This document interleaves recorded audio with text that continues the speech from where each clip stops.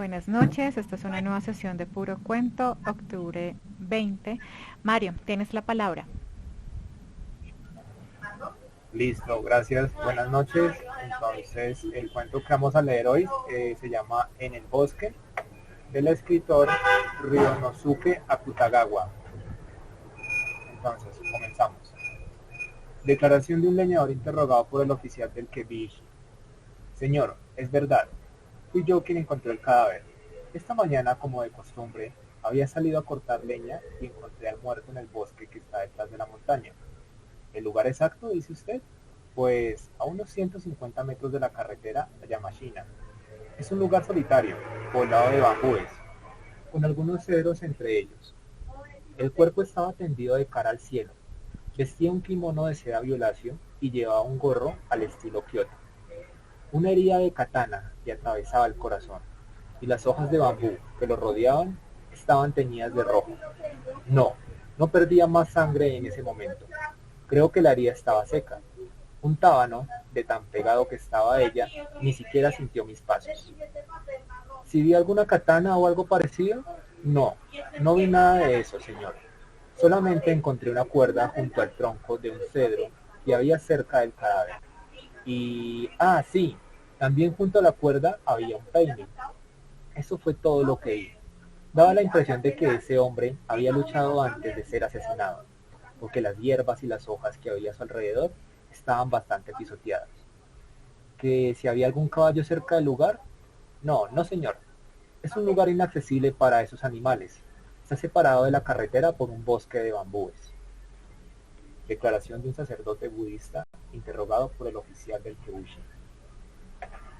Es cierto, ayer me encontré con el desdichado hombre. Ayer sería cerca del mediodía.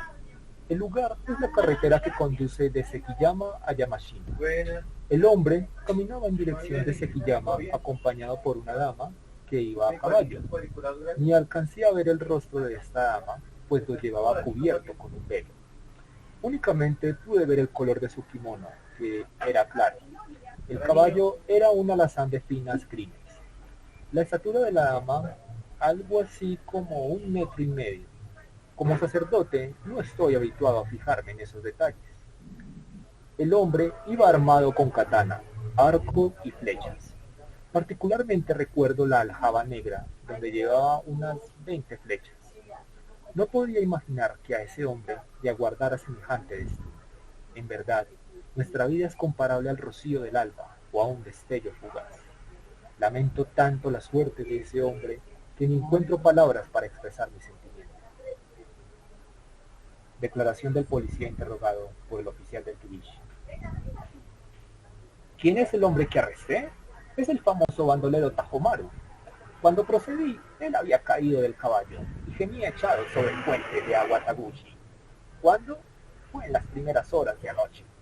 Recuerdo que aquella otra vez en que fracasé al intentar arrestarlo, también llevaba ese kimono azul y esa larga katana.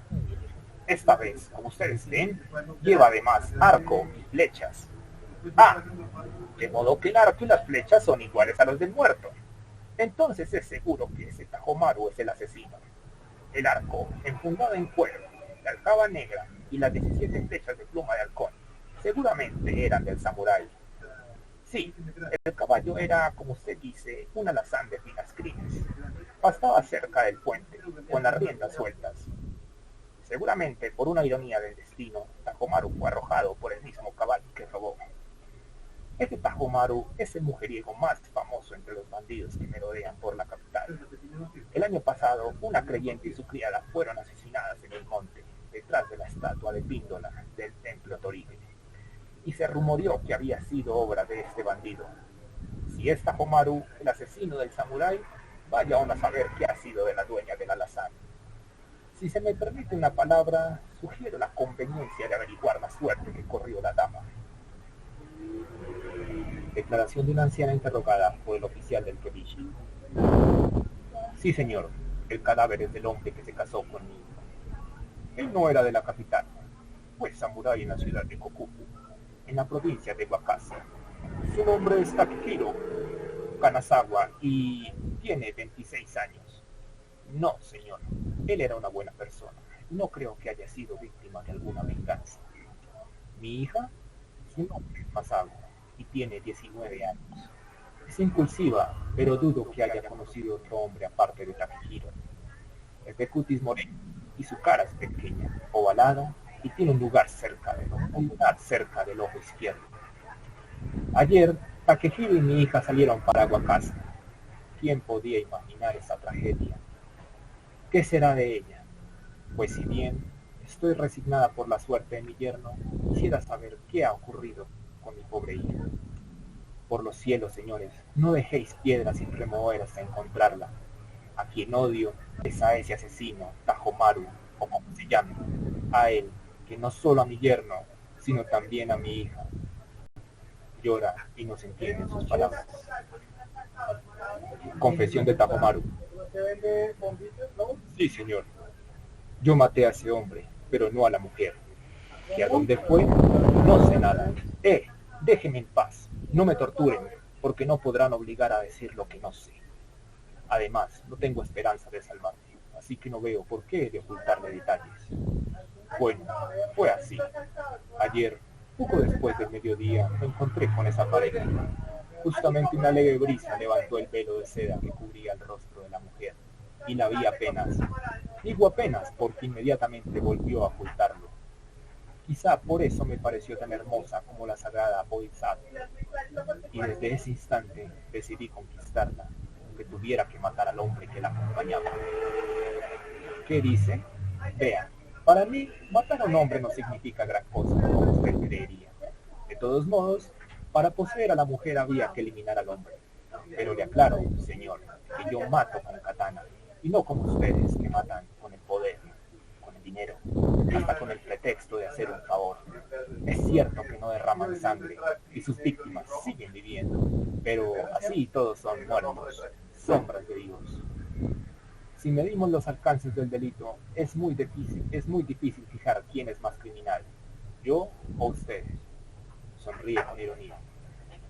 Sin embargo, era mejor proceder evitando la muerte del hombre, y opté por ello. Pero era imposible ejecutar mi propósito en la carretera, que conduce a Temachina. Entonces, inventé una historia para internar a la pareja en la montaña. Resultó fácil. Empecé a caminar con ellos y les conté que había descubierto una vieja tumba en la montaña, hallando una considerable cantidad de sables y espejos antiguos que luego había trasladado clandestinamente al bosque de bambúes, y que de encontrar a algún interesado estaba dispuesto a venderlos a bajo precio. Al oír esto, el hombre comenzó a interesarse y... ¿No les parece terrible la codicia que es capaz de aplicar el hombre? En menos de media hora, los tres íbamos camino de la montaña. Al llegar al bosque de bambúes, me detuve. Les dije que más adentro estaba oculto el tesoro. Les pregunté si querían verlo. El hombre, por codicia, no puso objeción. Pero la mujer, que ni siquiera se molestó en desmontar, dijo que esperaría allí.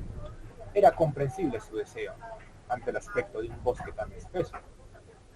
Y eso era justamente lo que yo quería. Me apresuré a conducir al hombre sin insistir en que ella me acompañara.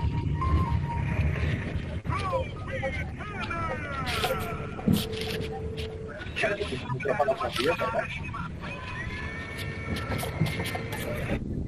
Edna, no.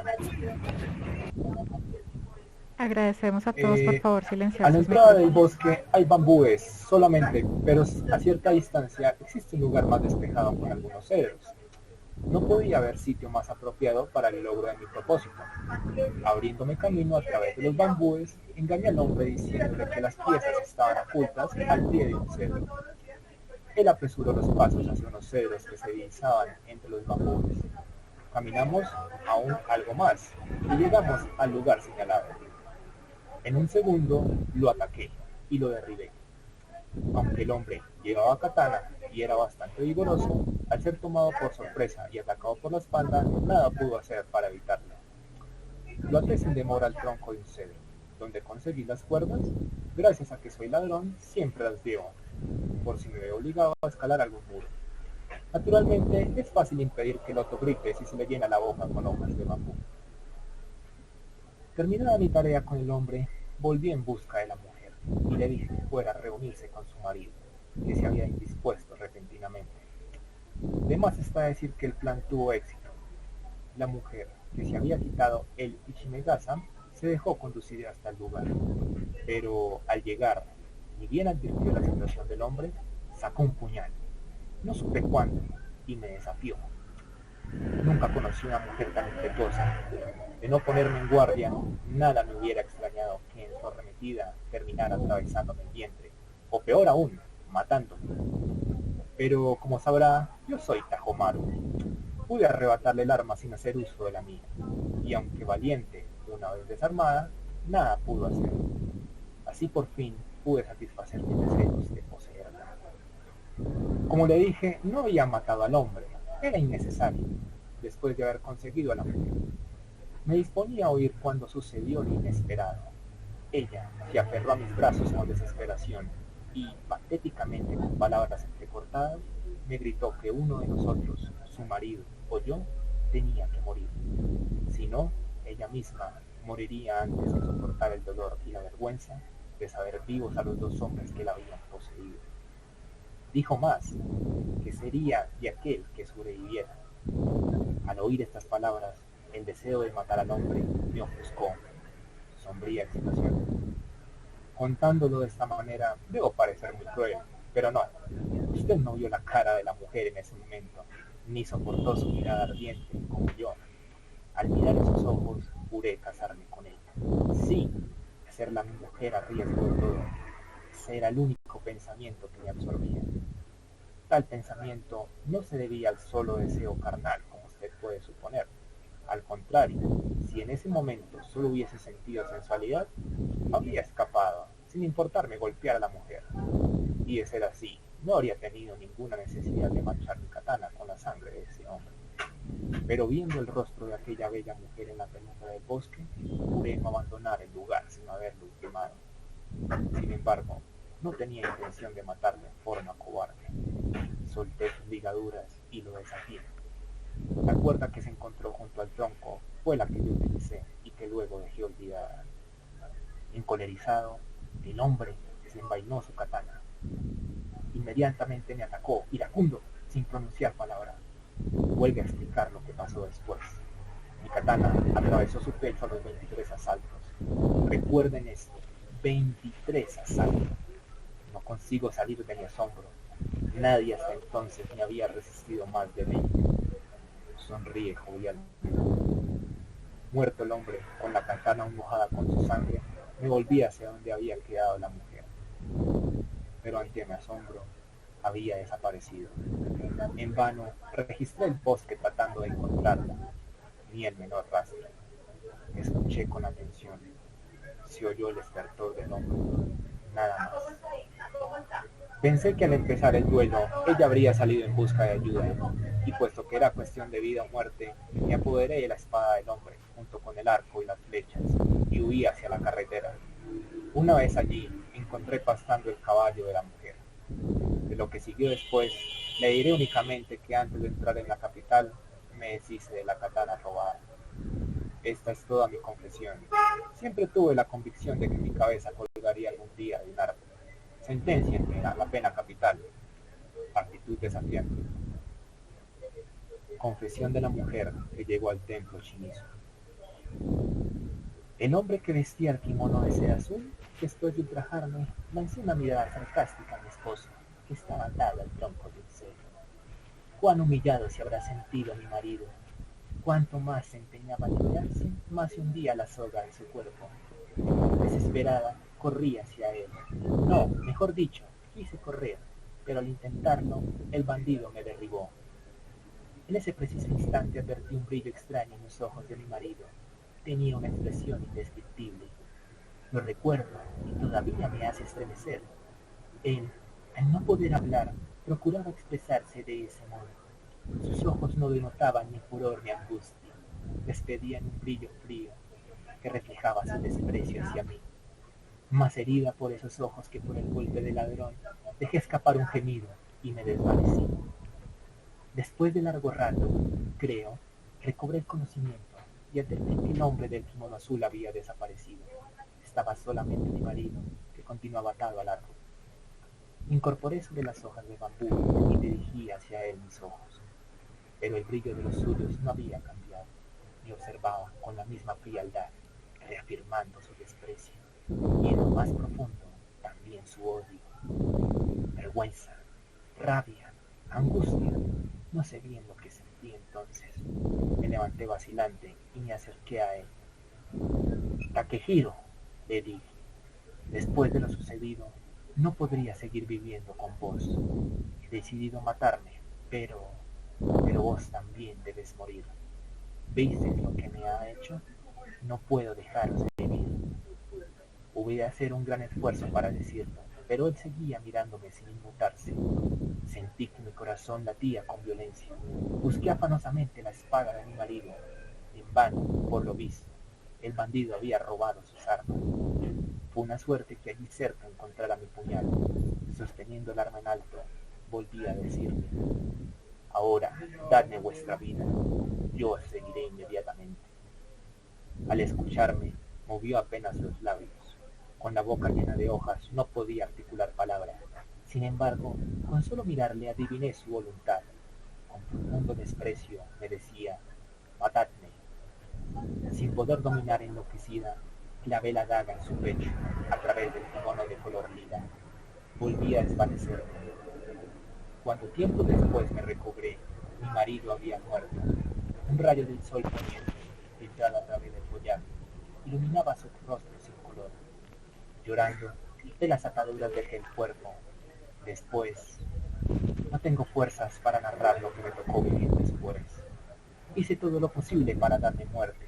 Clavé el puñal en mi garganta, me arrojé al lago, cerca de la montaña, pero todo en vano. Heme aquí, frustrados mis intentos, soportando el peso agobiador de mi deshonra. Sonríe tristemente. Es de creer que a una mala mujer como yo, hasta por la misma Bodhisattva, desea negar a la piedad. En fin, yo, que maté a mi esposo, que fui violada por un bandido, ¿qué debo hacer? ¿Qué es lo que yo, estalla de pronto en violentos sollozos? Versión del muerto, narrada por la media. Después de violar a mi mujer, el bandido se sentó junto a ella y me habló, tratando de consolarla. Naturalmente yo no podía hablar, estaba atado al tronco del cedro, amordazado. Sin embargo, intentaba decirle con los ojos una y otra vez: no creáis a ese canalla, es mentira todo lo que dice. Pero ella, sentada con las piernas recogidas sobre las hojas de bambú, se miraba las rodillas con obstinación.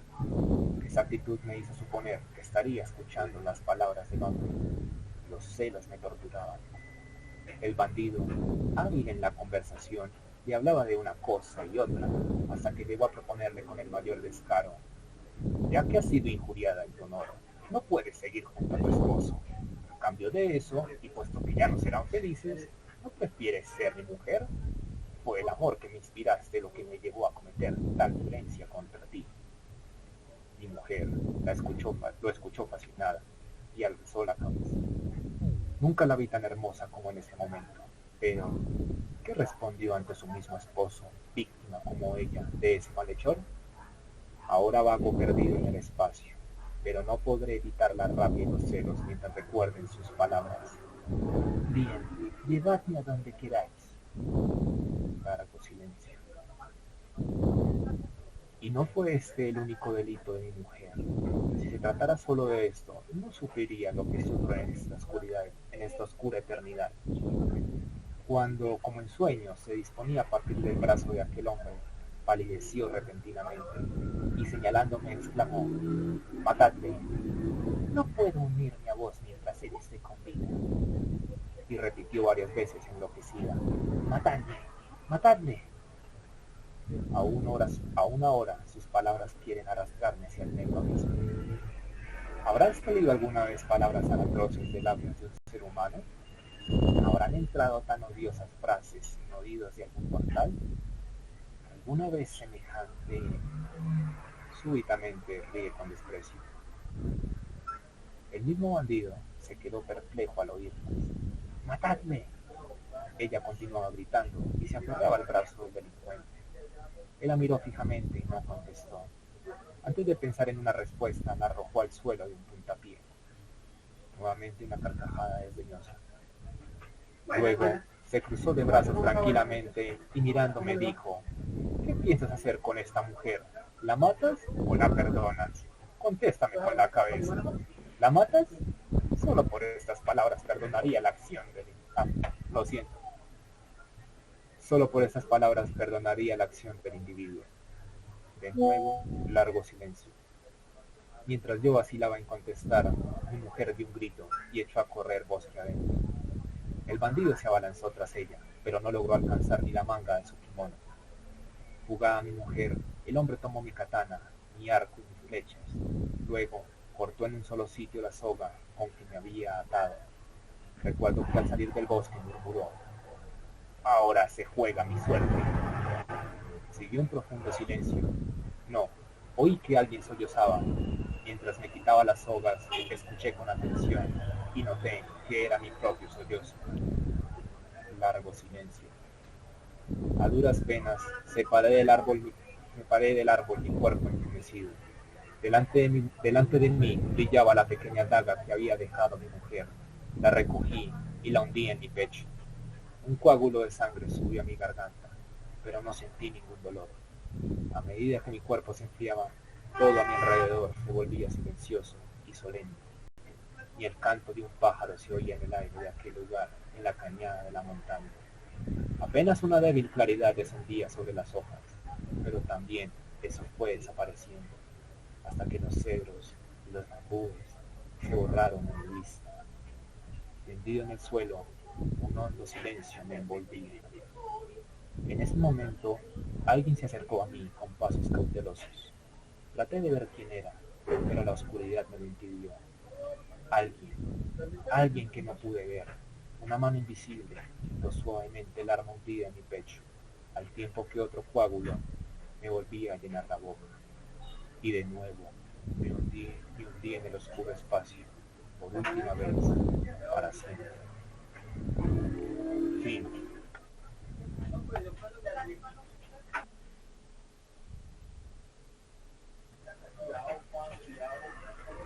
Bueno, muchachos, les agradezco por haber escuchado, por haber aguantado. No, Esto estaba un poco... el tiempo estuvo muy a favor, pese a lo que habíamos hablado inicialmente, que sí es un cuento, pues, frente a los demás que habíamos compartido largos, pero no, te agradezco muchísimo el haberlo compartido, el haberte comprometido con intentar cada uno de los personajes del cuento, abordarlo con una voz diferente y con ese, un poco como tratando de captar la personalidad de, de cada uno de estos. Eh, no había escuchado acerca de este autor, no sé si nos quieras comentar acerca de cómo llegaste, cómo lo descubriste, qué te llevó a conocer de su trabajo, pues porque este cuento es bastante viejo, es de 1922, entonces no sé qué nos puedas comentar acerca de ese proceso de selección del cuento. Bueno, yo quería para octubre leer algo de terror o de misterio y me encontré como con una antología que tenía por ahí guardada de cuentos policíacos. Entonces, viendo los cuentos, ese era el más corto. Digamos que lo seleccioné, digamos, por ser el más corto. Pero ya leyéndolo, pues me gustó bastante porque es de esos cuentos que cuentan la misma historia desde diferentes puntos de vista. Entonces digamos que llegué como por azar al cuento y pues nada, digamos que fue un descubrimiento también para mí porque tampoco conocía al autor ni tampoco parte de su trabajo. Entonces bueno, Ryonosuke Akutagawa, pues obviamente fue un escritor japonés, nació en 1892 y murió en 1927. Pues realmente murió bastante joven. Ujú. La mayoría de sus cuentos cortos reflejan pues un interés por la vida del Japón feudal, por ejemplo en este caso los samuráis, y pues ya en el aspecto personal, digamos que la locura de su madre lo condicionó psicológicamente para toda la vida, siendo un niño enfermizo y nervioso que leía libros incesantemente en las bibliotecas públicas. Es considerado como el padre de los cuentos japoneses y bueno, que su muerte fue bastante trágica, pues trágica, pues digamos, en el sentido que fue muy joven, se suicidó a los 35 años por una sobredosis de barbital. Ujú. Eh, y nada, pues es lo poco que conozco de él. También lo que les comentaba, a partir de este cuento, Akira Kurosawa, como en los años 50, hizo una película llamada Rashomon, Ujú. que también recrea los hechos del asesinato en el bosque y también cuenta 4 versiones de la misma historia. Entonces, pues nada, espero les haya gustado y no sé si tengan algún comentario, alguna idea que les esté rondando la cabeza, pues aparte del cuento.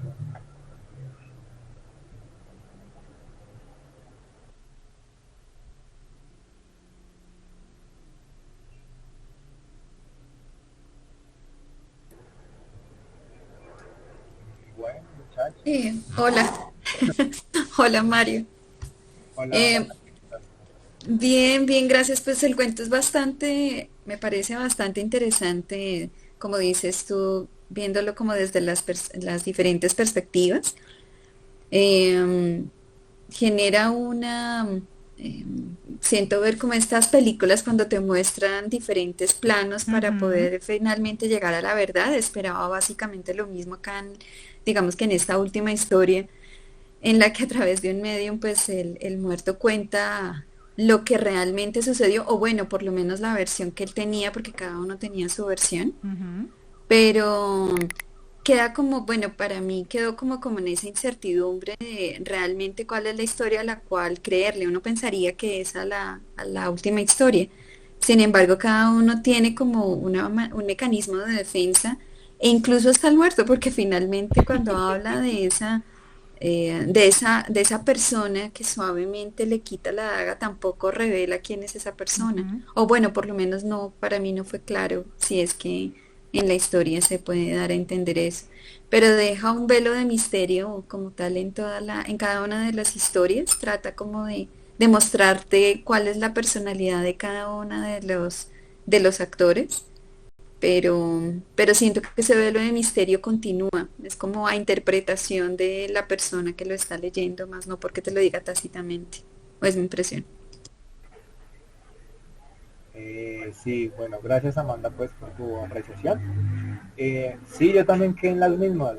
Yo cuando yo lo estaba leyendo también esperé que a lo último se revelara como la verdad verdadera, pero no, digamos que no sé si de pronto sea por una cuestión como filosófica de los japoneses o algo, como que no, o sea, la verdad absoluta no existe en este tipo de historias, Ujú. como que cada persona tiene su propia verdad dependiendo, digamos, de sus valores, ¿no? Digamos que algo que se puede más o menos notar es que, por ejemplo, Tajomaru, el malhechor, tiene un sistema de valores como basado en el honor, ¿no? En el honor de, digamos, la espada y no, y, digamos, el tema del poder para él es un tema de corrupción, ¿sí? Entonces, no sé, como que cada persona deforma la historia dependiendo de su sistema de valores, ¿no? Esa es la razón por la cual como que en esta historia no se encuentra una verdad revelada, sino que cada quien tiene su propia verdad y uno mira cuál toma o a cuál se adhiere dependiendo también del sistema de valores que uno de pronto tuviese. Pues eso creo, ¿no? Esto es solo una interpretación. Sí, total, estamos en la misma. Sí, eh, creo que... Ah, bueno, sí, Sebastián está Gracias. levantando la mano. Eh, bueno, pues digamos que el cuento es bastante interesante. Eh, digamos que la parte de que sea como previo al Japón, bueno, o sea, no sé, posimperial en el sentido, o posfeudal más bien, eh, de finales del siglo XIX, donde estaba como el comienzo de la modernidad del Japón. Digamos como que conserva mucho esa etapa como preindustrial, ¿no? Esa de la modernidad a la manera occidental, propiamente dicho. Eh, digamos como que interesante esa visión de como de los personajes, esa construcción de los personajes, como muy hacia, por decirlo de una manera bien castiza, a la antigua, a la manera como los códigos de honor, cuando la mujer, no me acuerdo el nombre, le pide que la mate según ella, según su versión, que la mate, que por el deshonor, que no puede vivir cuando, digamos, habiendo sido como ultrajada de esta manera. Me parece bastante curiosa, muy a su manera, muy japonés, pero digamos que tiene ciertos rasgos parecidos al romanticismo francés, en cierta manera. Por otro lado, el final, digamos que el final, aunque es bastante poético, la manera pues, del hombre en que cuenta su tragedia, digamos, según él, la traición de, de su mujer, de su compañera, lo cuenta como desde una perspectiva bastante poética. Sin embargo, pues a mí también, pues dudas me dejó bastantes, digamos, como esa perspectiva, pero digamos que también de cierta manera me pareció un poco inverosímil, ¿sí? Inverosímil en el sentido de que, pues, digamos, conservando la objetividad de una novela cuasi policial, ¿sí? O digamos cuasi de crimen en el sentido de que, digamos, se toman las diferentes perspectivas del suceso y pues digamos que es bastante peculiar esa manera de terminar el cuento. A mí me desconcertó un poco, pero pues digamos que a manera de estilística, pues es interesante, pero me surgen bastantes dudas respecto a la verosimilitud del relato final. Y digamos que pues sería como mi interpretación. Gracias, Sebastián. Sí, no, pues digamos que lo que dices es verdad, digamos que el cuento pues obviamente maneja mucho el tema del honor, más que como está ambientado en el Japón feudal, todo se movía, digamos, eso era el sistema el código de ellos, ¿no? El tema del honor, muy como también de la caballería europea, ¿no? Y, y bueno, digamos que lo que también menciona, digamos que en los cuentos policiales por lo general se sabe Ujú. qué fue lo que pasó, ¿no? La verdad verdadera. En este, digamos que es un cuento policial que se sale un poco del molde, ¿no? Que aquí la verdad verdadera pues queda ahí en el aire. Y, y bueno, digamos que todas las historias, no, bueno, para mí la más inverosímil o la que menos tiene, digamos la más subjetiva para mí fue la de la mujer, por el tema de que ella dice que todo lo que ella interpretó fue por la mirada del esposo, o sea, en ningún momento ella supo que era lo que el esposo realmente estaba pensando. Entonces todo fue como por la interpretación de los ojos de él y ella sacaba sus propias conclusiones de eso. Desde todas las historias esa me pareció como la más subjetiva, aun cuando todas son subjetivas, ¿no? Pero bueno, gracias Sebastián. Melissa, por ahí, sí.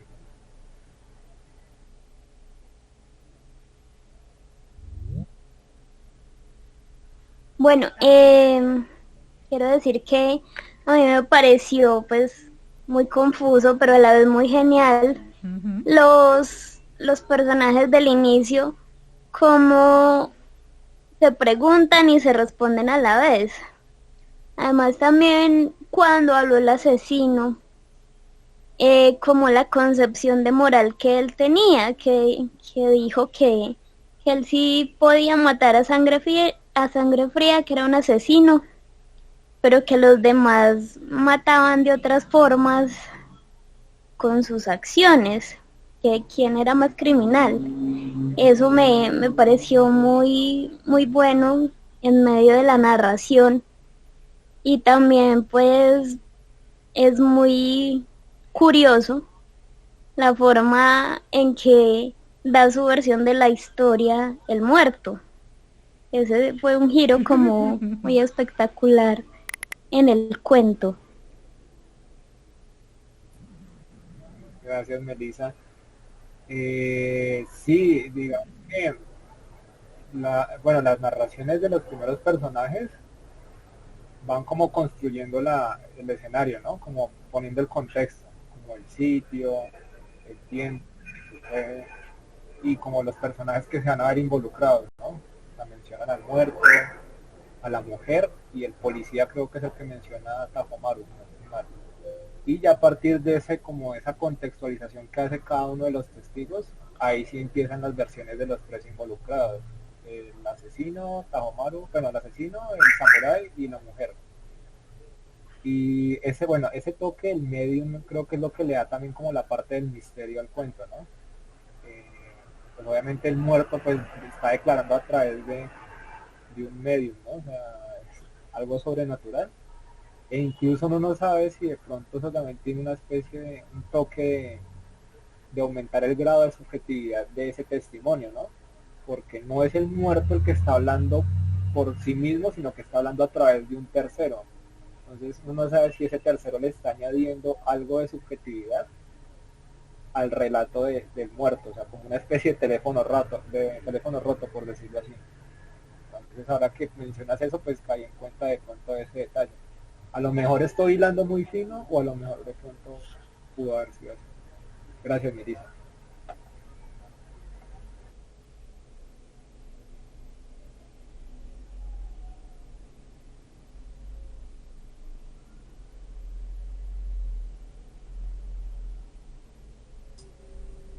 Sí, de hecho cuando leíste que había sido a través de una medium, la verdad me dio mucha gracia, porque pues era, como dice Melissa, era la persona a la que menos pensaría yo que iban a entrevistar, o por lo menos se hubiera conocido esa verdad. Y me pareció muy, como dice Melissa, me pareció muy interesante. Yo aquí me reí bastante, realmente. Sí, incluso puede como llegar a descolocar un poco ese último testimonio, ¿verdad? Como que lo saca uno un poco del cuento. Eh, Creo que Sebastián decía que quería hablar, si no estoy mal. No, pues es que se me fue, pero pues aprovechando, pues digamos como sí, o sea, interesante, o sea, me gustó la manera de escribir de él, digamos que es un rasgo muy característico de la escritura japonesa. Si uno se da cuenta, la construcción de los personajes son bastante, digamos que en su sencillez, como que radica digamos, como el encanto de la literatura japonesa, digamos, como escriben los paisajes, como todo es muy sublime. Pues de la misma manera como sublime, pues digamos que tiene una connotación como de una moral, de unos valores bastante que, digamos, como a la manera del samurái que conservan como los valores del honor y como usted decía, un poco quizás a lo Hamlet pero digamos que no lleva a un extremo, digamos, como muy emotivo, por así decirlo, muy jocoso, sino más bien como muy sensitivo, muy, se podría decir que minimalista, de alguna manera, pues digamos que uno se puede dar cuenta de eso de pronto, pues como algunos de los aquí presentes hemos leído a Murakami, e incluso otros autores japoneses como que manejan mucho ese tema de los espacios y digamos que eso los hace muy diferentes a muchos autores occidentales. Digamos que es como el valor de la literatura japonesa y pues digamos yo personalmente no la he leído mucho, pero lo poco que he leído me ha parecido muy valioso en términos literarios, estilísticos, de escritura y pues en general la prosa y que manejan es muy, muy bien elaborada. Digamos que uno se podría pasar mucho tiempo leyendo autores japoneses y quizás pueda llegar a esa éxtasis poética que tienen ellos y expresar las cosas como en haikus o cosas así, ¿no? Sí, sí, la poesía, sí, el haiku, son versos más corticos y Eh, como muy naturalistas, ¿no? O sea, como que mezclan Exacto. la naturaleza como con algún sentimiento, algún pensamiento, como que intentan hacer un Sí, paralelo. como lo sublime es lo que no se dice, o sea, lo que se dice con pocas palabras, o lo más bello es como lo que con dos palabras usted lo resume. Ujú. Sí, ve, no había caído en cuenta de eso. Porque sí, el relato, digamos, hace unas descripciones del sitio, del bosque, pero son, o sea, no son como muy llenas de adjetivos o muy grandilocuentes, sino son muy precisas, pero a la vez muy bellas, o sea, como que transmiten una belleza del sitio sin decir mucho. Entonces, sí, no. Y lo mismo los ropajes de las personas que van mencionando. Sí, muy minimalista también el relato en ese aspecto. Sebastián. Sí, es Gracias, muy buena recomendación. gracias, Sebastián. Eh, por ahí. Mauro, Ah, Mauricio ya está por ahí, ¿no? Buenas noches, Mauricio, ¿cómo está? Yo llegué tarde. ¿Podrían volver a leerlo? Que lo lea Amanda ya que está ahí. No, ahí. No, Bueno, y yo estoy aquí para saludarlos y darles las gracias nuevamente por la asistencia, pero es que hoy tengo dolor de cabeza, entonces me voy a retirar. no, tranquilo, Mauro. Es Muchas entendido. gracias. Listo, igual pues creo que ahí queda grabado cuando lo Sí, quiera, pues sí, ahí sí. La directora de comunicaciones tiene ya montado el procedimiento. listo, Mauro, Me tranquilo. quedo si lo lee Amanda nuevamente. Ingeniera, tiene la No, palabra. no, qué pena. No, no, no, Mario. Mario fue el lector. Que, si quieres lo leemos entre todos y cada uno hace un personaje. ¿Mm? Esa Así construcción. es que Mario lo hizo muy bien, dándole a cada personaje una caracterización propia. Pues Entonces toca ver el video. se hizo el intento de sino que está un poquito largo y hay un punto en el que uno ya se pierde y no sabe ni qué voz es la que está haciendo. Eh, bueno, por aquí creo que hay un comentario de Nati. Nati nos comenta, esta modalidad de contar una historia en literatura presenta un modo particular de narrador, denominado visión intersubjetiva. Este recurso consiste en prescindir de un único narrador y por el contrario en utilizar distintos narradores que desde su punto de vista narran su percepción de un mismo hecho. El objetivo de este recurso es que la historia se vaya construyendo de a poco, no de forma lineal, en donde cada personaje comenta un aspecto de la historia y otro puede repetirlo o complementarlo.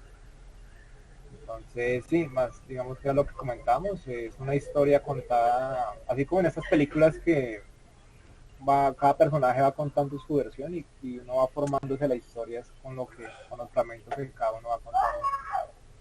Eh, no sé si han visto una película que se llama 21 gramos.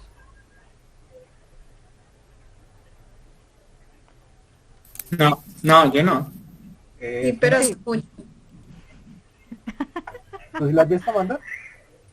sí la vi, pero hace bastante, sí, señor.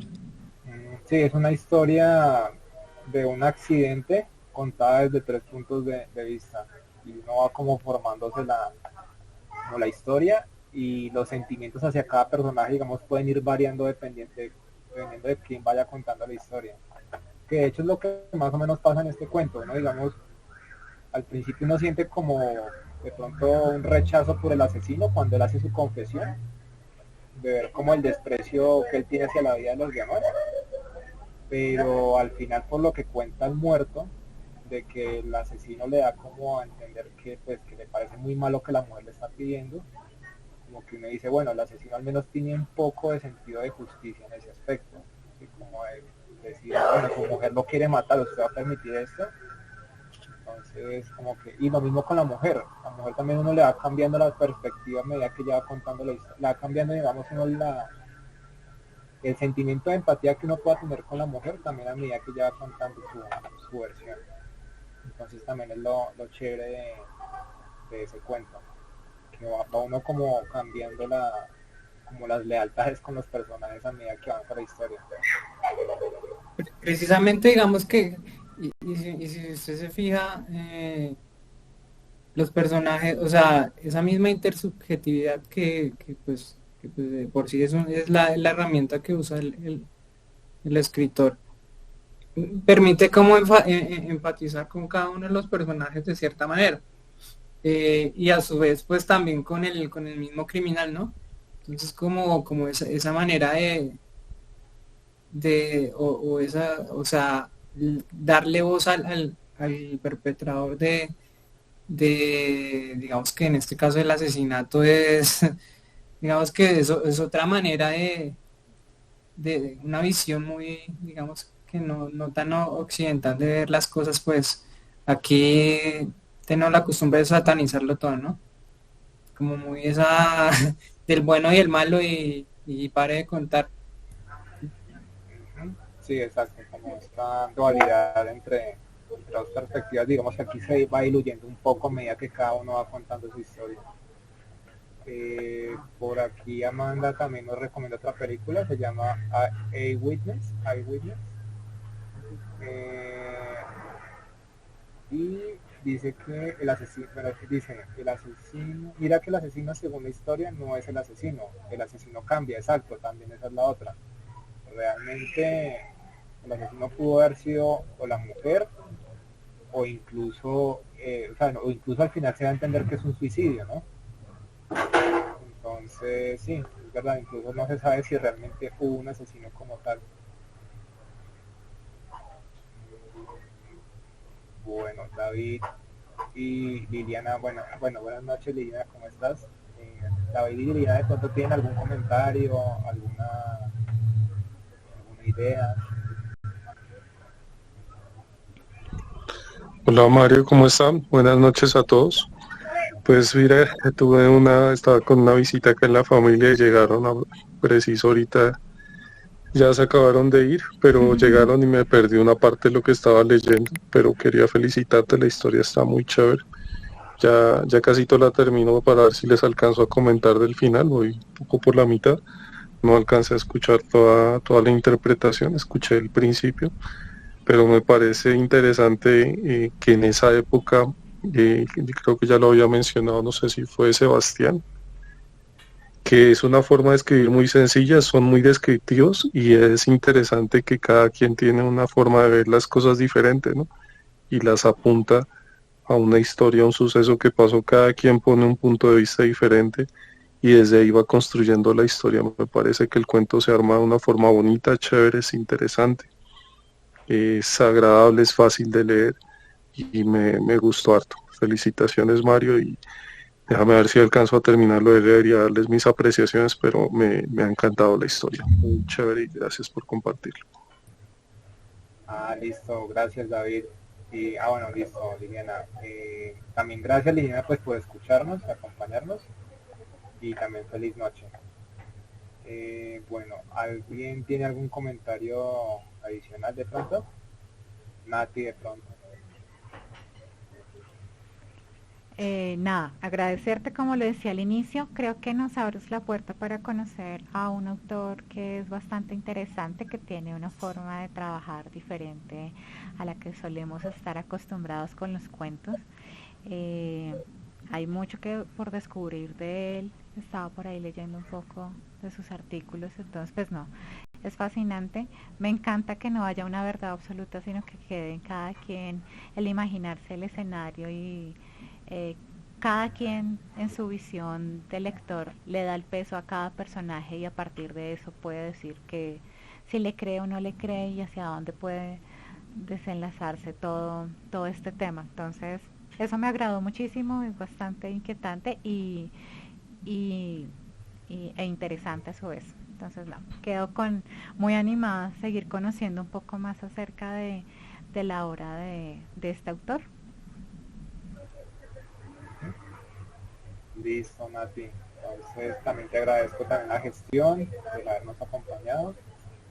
Y bueno, si tienen digamos más comentarios, también les doy las gracias por la compañía.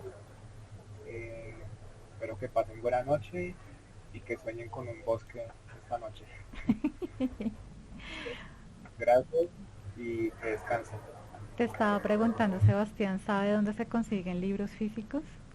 Pues ¿Libros físicos del autor? entiendo que sí.